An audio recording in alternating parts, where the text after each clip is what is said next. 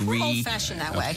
We wanted to, yes. you know. And by the way, I want to point out that we're so old-fashioned that every reporter on our site, next to his or her byline, has a link to their personal ethics statement about, you know, the kind of their finances and, you know, whatever else may be relevant to their to the readers.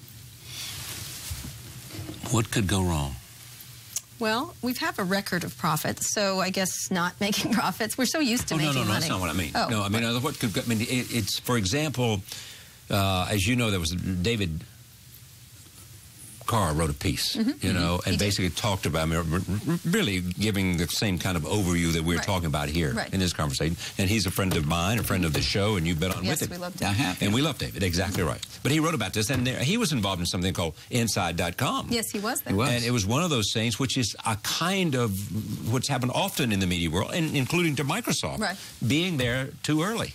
Too early. There's almost like this is the time. Exactly. It has come of age. This is the moment. They're all different. Let me just, they're all different. See, that's, they're all different. See, that's, the lumping in is a little irritating on some level because I think every single one is different. Like Jessica Lessin, who left the Wall Street Journal to do a subscription-only thing where they're doing very high-level stories, subscription basis. Very different from what we're doing. Very different from what Nate's doing. Very different from what Ezra and Vox is doing. They're all experiments around, and they're more than experiments because we've had a successful track record of making money. But my point is a different one. It was that, you know, it's the timing of the thing. That's the comparison. I loved Inside. I did too, but it was just, it was too early. And it had a huge. What could go wrong? I suppose you could begin to. Too many of them. Yeah, you could begin to have fatigue about too many of these brand journalists out there running these operations. What we are hoping to do, and we have said this to we literally have said this to every potential investor that approached us with whom we met, which is a pretty long list, and our current investors know this, is that we're hoping to not make it the Walton Kara show. We're hoping to make we already have a very talented staff, including, by the way, in the conferences. I mean, our staff produces a couple of conferences for us that we oversee it, but they really produce it. So we want this whole team to be thought of as trusted and on the nose. And they like it because they can be creative. We didn't lose one employee in the transition. And believe me, they've been 25 of them? 20, something like that. Around 10 or 12, 20 to 25, something like that. We didn't lose one person. And believe me, the New York Times came at them, the Wall Street Journal came at them, because they're enjoying themselves and being creative. All right, let me go to some big stories here. So the Microsoft story, has this been announced yet, or when's it going to be announced tomorrow? Why was he the choice? Oh. He runs their cloud operation now? Yes, he does, and he used to work for Bing. Choice. Oh. He runs their cloud operation now? Yes, he does, and he used to work for Bing, and he's been there since '92. You know, people are doing the safe choice thing. I think it's a very difficult job, and bringing in an outside CEO is probably too disruptive for a company of this size.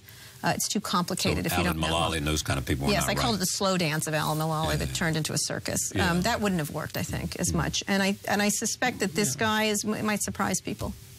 Yeah, I mean, what you have to, I know you know Microsoft well, but I would just say one quick thing about it.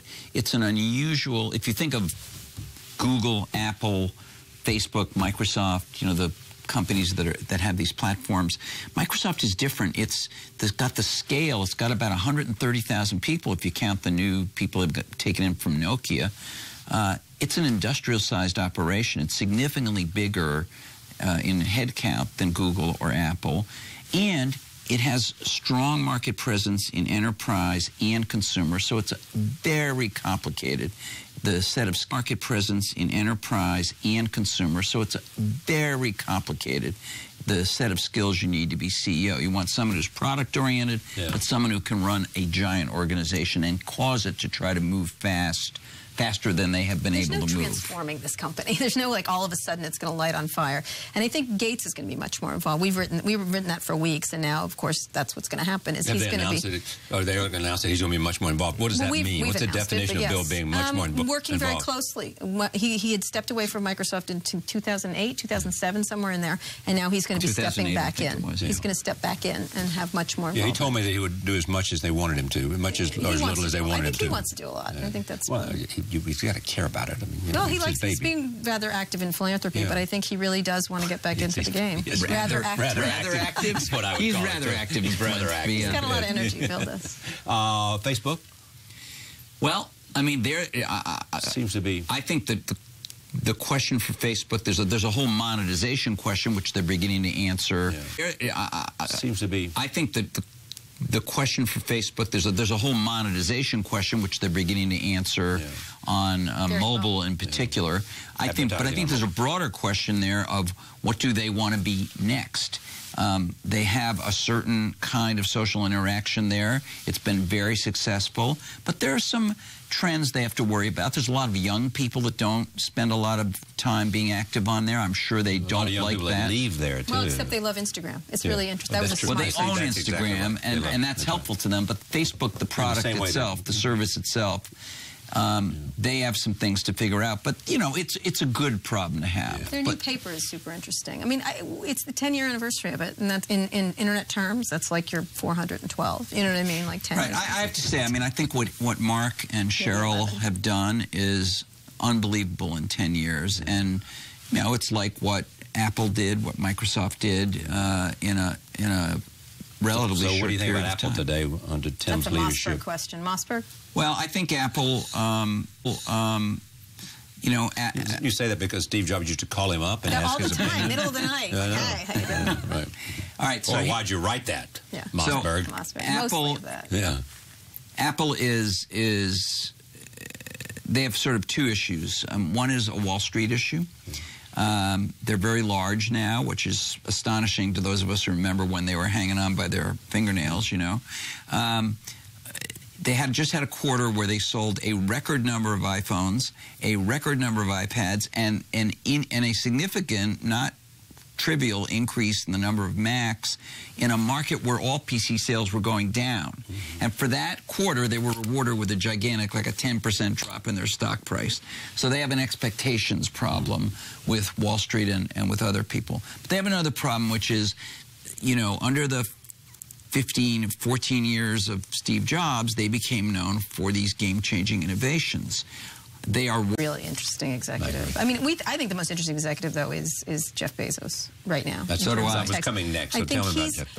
You know, he's someone with such a curiosity and so many interesting things that he's doing at a nexus of Internet of Things and retail and social, and I just think he's just always talk about someone who's ever changing. And tablets, and he's always thinking. And what you know, one of the things I'm saying lately is that right now we are in the era of Thomas Edison and Henry Ford and Andrew Carnegie. These are the founders of these companies, and they are operating at peak level right now. So I regard him as a curator, the way that Steve Jobs, I mean, they're not the same guy at all. I don't even know if they liked each other, to be honest. I never asked either of them, to be honest. I never heard either of them say anything bad about the other one. But point is, they're both curators. Right. Jeff wants to change the world. Bill Gates wanted to change the world. Steve Jobs wanted to change the world. Mark Zuckerberg.